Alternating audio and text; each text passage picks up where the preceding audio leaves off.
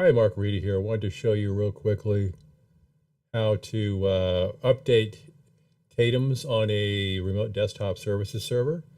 So we're going to go here to the current version, and I'm just going to run, this is the file that you download from tatems.com/updates. And so I'm going to go ahead and double click to run this. You may get a little warning like this. Click yes. Another little screen there. Click OK. Make sure TATEMS is closed. Click OK there. And then we're going to click next. Click on agree. All right, I've read this, understand and agree. Click next.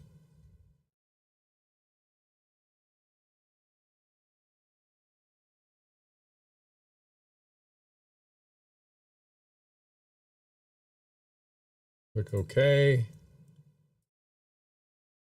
Now we're done. Okay, so now we're going to go to the TATEMS 2005 folder that is inside Program Files x86, right here on the C drive. So we're going to be C Program Files x86, and then we're going to go to the TATEMS 2005 folder right here. Double click on that, and we're going to see a folder in there called TATEMS, or called 4.6 point whatever the version number is, update. We'll double click on that. And then inside here, we're going to see a file called tatems2005.mde. MDE. I'm going to right click on that and choose copy. I'm going to come back to the TATEMS 2005 folder.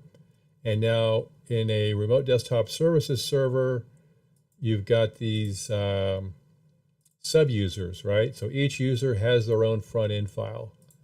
And so you basically just going to open that up, and you'll have one of these in here already, and you might have a icon file as well, and maybe even a shortcut file depending on how you set that up. But all you need to do is paste in this tatems2005.mde file into this folder. There's also going to be a settings folder in there typically. And so, but just paste this in here into the users subfolder and do that in each user. I'm just pretending like there's already one of these in here. You're going to overwrite it with this file. And let's do the 3 here. And then once that is done, then you're done updating all of the users on the remote desktop services server. Now they can each log in. TATEMS for each user will relink itself to the existing database file that they were linked to previously based on the inside of their folder, inside of the settings folder. Each user is going to have their own settings folder, and it'll have a networking.txt file. You can look at that, and it'll show you where the TATEMS folder is located. But that you shouldn't need to mess with that. It's all going to stay the same, and it should relink them back up to the data file based on the settings in that networking.txt file that's in their individual settings folder. So you should see in the users folder, it's really going to look like this. And then you also might have a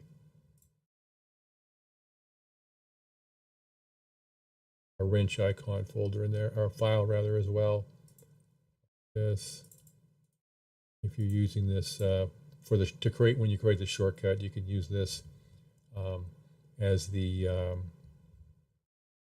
file for the icon. All right, so hopefully that helps. And if you have any questions, let us know. Thanks. Take care.